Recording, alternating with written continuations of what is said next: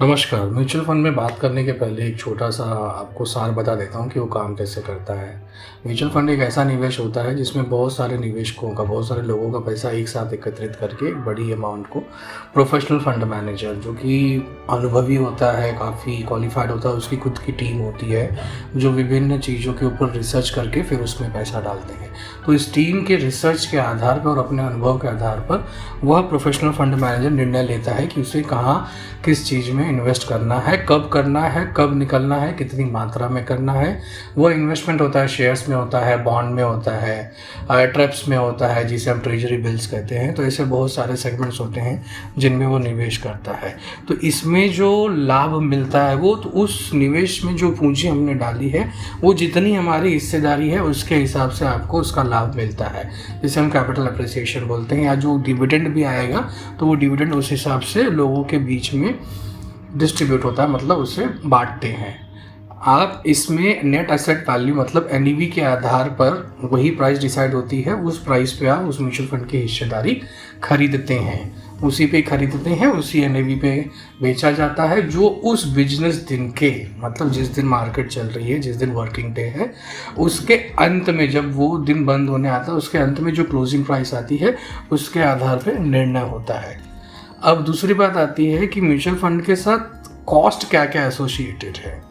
देखिए, mutual fund आजकल बहुत प्रचलित हुआ है।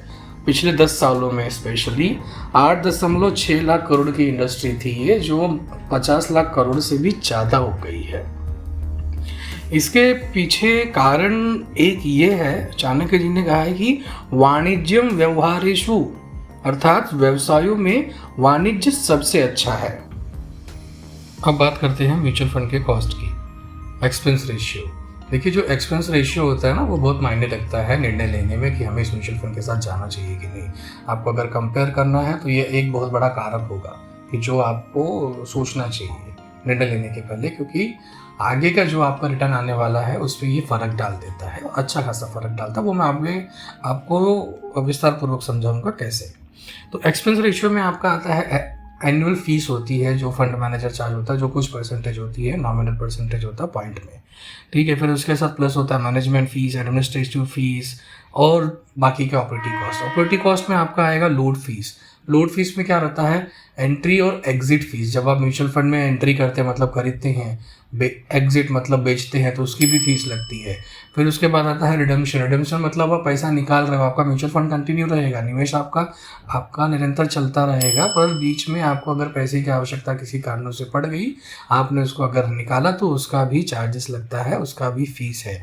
एक्सचेंज फीस है, जिस प्लेटफॉर्म पे, जिस एक्सचेंज के ऊपर आपका फंड मैनेजर बाइंग और सेलिंग करेगा स्टॉक्स और बॉन्ड्स की, उसका exchange fees, account fees, purchase fees और इसके अलावा back and fees. Back and fees में भी मैं आपको बताता हूँ। उसके पहले ये बता दूँ कि ये उसी तरह काम होता है जैसे कि आपने इंडिविजुअली एक अकेले की तरह डीमैट और ट्रेडिंग अकाउंट ओपन करके आप जब शेयर्स और बॉन्ड बाय सेल करते हैं तो जो चार्जेस आप पे करते हैं वो चार्जेस यहाँ पे भी पे किए जाते हैं, ठीक है।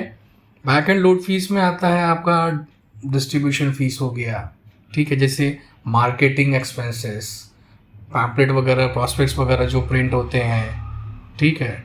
उसके बाद अगर इनको सेलिंग द फंड शेयर मतलब फंड के जो शेयर है वो बेचने हैं तो उसका भी चार्जेस आपको आएगा। एडवर्टाइज के लिए ये अपना पेमेंट एडवर्टाइज करेंगे मार्केटिंग चीज़ का जो इन लोगों ने प्रिंट किया हुआ है, जो भी मतलब उनके लोगों को फंड के बारे में जागरूकता फैले, ठीक है। तो ये सब एक हिसाब से एक रिकरिंग पेमेंट है जो आता है हर महीना, 3 महीना, साल में एक बार उस आपके निवेश में से लिया जाएगा। तो ये सब चीज़ें आपको पता होनी चाहिए।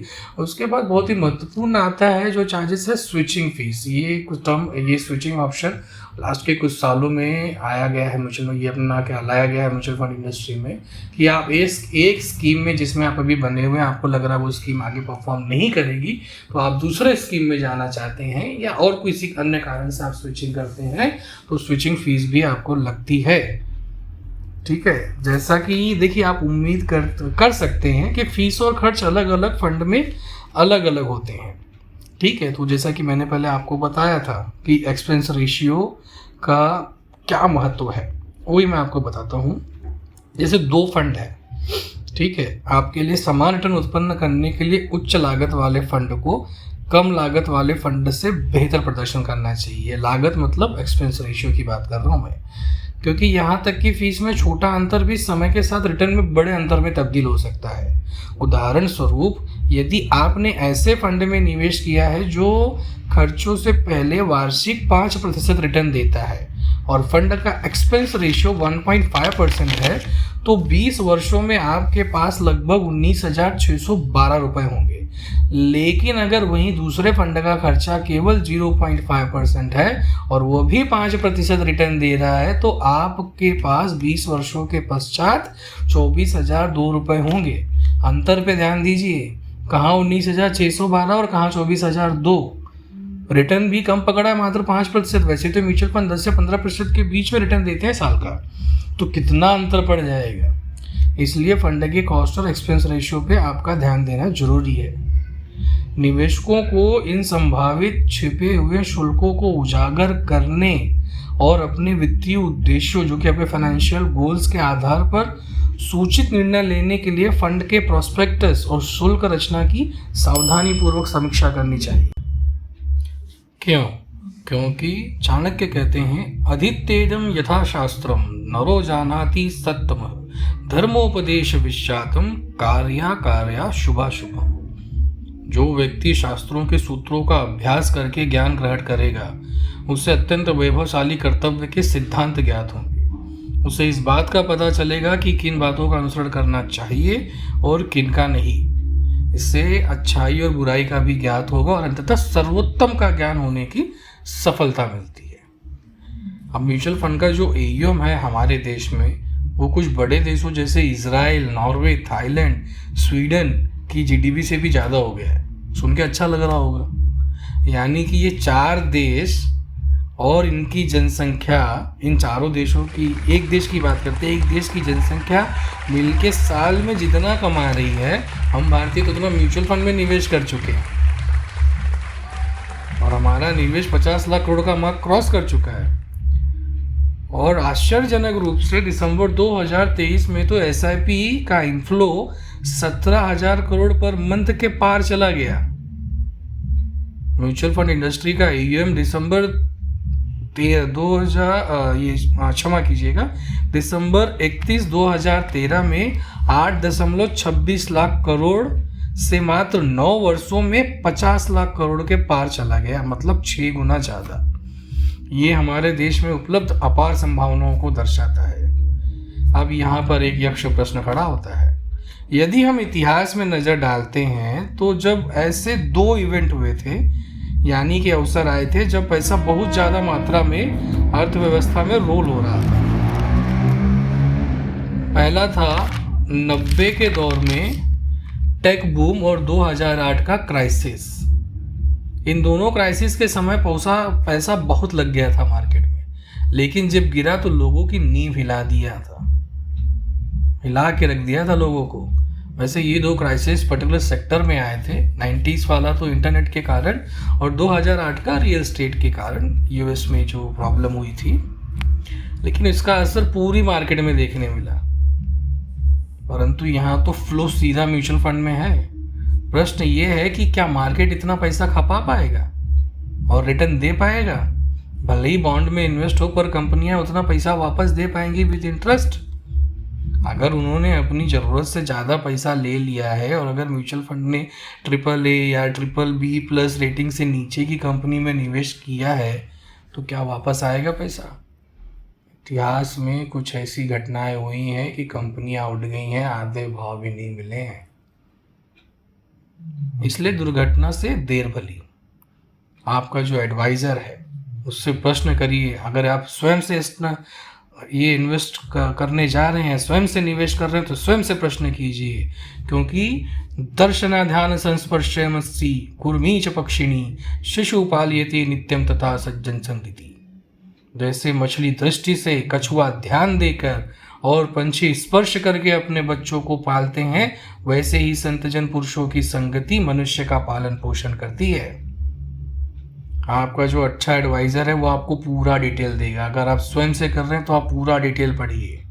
एक्सपेंस रेशियो, फंड की हिस्ट्री, फंड ने कैसा रिटर्न दिया है, एवरेज रिटर्न क्या हुआ, हर साल का रिटर्न देखिए। ये नहीं कि 10 साल में 50% दिखा रहा है, नहीं, शुरुआत से देखिए। फंड मैनेजर का डिटेल, उसका कितना अनुभव है, कहाँ कहाँ काम किया है। देखिए भाई, मेरा एक ही कहना है कि आप भले ही 1000 रुपये की SIP कर रहे हो, परंतु पैसा तो दूसरों के भरोसे लगेगा, और वो 1000 रुपये कमाने के लिए आपको पूरा दिन मेहनत करना पड़ता है।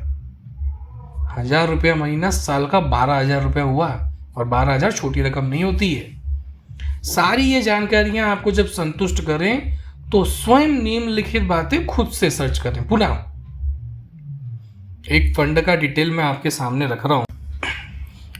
अब इस फंड की तरफ अब हम जब ध्यान देते हैं तो देखिए, आप अपना वीडियो को पॉज करके देखिएगा। जहाँ भी आपको कन्फ्यूजन हो तो आपको ज़्यादा ठीक से समझ में आएगा। और कोई भी प्रश्न हो कमेंट सेक्शन में आप मुझसे पूछिए, मैं तुरंत मैं आपको उसका रिप्लाई कर दिया करूँगा। हम जब इसका रिटर्न देखते हैं तो इसका रिटर्न हमें चौंका देता है, क्योंकि ये FD से भी कम है। इंटरेस्ट रेट अभी ज़्यादा है, FD से भी कम रिटर्न है। 10 साल पहले लॉन्च हुआ फंड है ये, ठीक है। उसके बाद हमें दूसरी चौंकाने वाली चीज़ मिलती है क्राइसिल की रैंकिंग। जब हम दूसरे इमेज की तरफ जाते हैं जो कि 3 स्टार है ओनली, ये भी चौंका रही है। फंड मैनेजर के नाम वगैरह दिए हुए हैं, बट ऑब्वियसली ये लोग क्वालिफाई होंगे, प्रोफेशनल लोग हैं, अच्छा इनका होगा सब क्वालिफिकेशन, अनुभव वगैरह। AUM इस कंपनी का, इस फंड का है 8,810 करोड़ रुपए, मतलब छोटी अमाउंट नहीं है, अच्छी खासी अमाउंट लगी हुई है।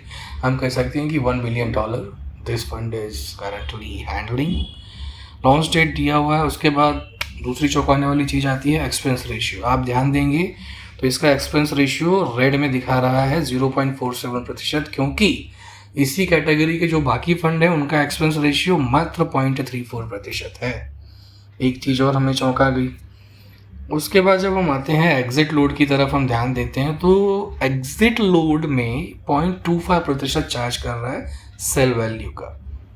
आगे उसने कंडीशन दिया हुआ, if fund sold before 30 days there are no other charges, ठीक है। टैक्स रेट तो देखिए, आपको पता होना चाहिए कि अगर 1 साल के बाद बेच रहे हैं तो आपको लॉन्ग टर्म कैपिटल गेन 10% का आएगा, और अगर 1 लाख के ऊपर आपका प्रॉफिट जाना चाहिए तब। और आपका अगर शॉर्ट टर्म कैपिटल गेन आएगा, अगर आपने 1 साल के अंदर ही बेचा है तो आपका 15% होता है। तो इस हिसाब से अगर हम देखते हैं तो सही बोलो तो इस फंड में मज़ा नहीं आया। इससे अच्छा तो गोल्ड ETF में ज़्यादा रिटर्न आता, वो भी विद सेफ्टी, गोल्ड में पैसा जाता है। और जब हम ये रियल रेट ऑफ रिटर्न देखते हैं तो अगर इस फंड का मैं 6.75% भी पकड़ूं, और अगर मैं टैक्स ब्रैकेट में आता हूँ मैं, और इन्फ्लेशन एडजस्ट करूँ, तो मैं 2 से 3% लॉस में चल रहा हूँ। गोल्ड ETF का भाव 2019 में 30 रुपये था, जो कि जनवरी 2024 में 53 रुपये पहुँच गया। अगर हम इन्फ्लेशन 7.5% पकड़ें तो 5 साल में गोल्ड ETF का भाव 43 रुपये होना चाहिए, और ये ₹53 है। मतलब आपका टैक्स भी इसने एडजस्ट करके आपको रिटर्न दिया है। मतलब 10 रुपये ज़्यादा रिटर्न आया तो टैक्स तो एडजस्ट हो ही जाएगा उसमें। निवेश ने आपको इन्फ्लेशन और टैक्स को भी पार करके 10 रुपये का एक्स्ट्रा रिटर्न दिया, मतलब 30% ज़्यादा। 30 से 53 हुआ 80% के करीब। 7.5% इन्फ्लेशन एडजस्ट किया तो आपका शुद्ध मुनाफा 30%। और इस म्यूचुअल फंड के सामने गोल्ड ETF में जाना ज़्यादा कारगर साबित होता। देखिए, ETF का भी पैटर्न म्यूचुअल फंड से मिलता जुलता है। ETF थोड़ा आसान है क्योंकि आप इसे एक्सचेंज पे शेयर्स की तरह खरीद बेच सकते हैं, इसलिए निर्णय लें, बुद्धिमानी भरा लें। हमने उस पर श्रृंखला बनाई है, उस श्रृंखला को आप देखिए, उसको आप अप्लाई कीजिए, आपके निर्णय लेने की क्षमता बहुत बढ़ जाएगी। ये भाग को यही समाप्त करते हैं। दूसरे भाग में पुनः आपका स्वागत करेंगे। धन्यवाद।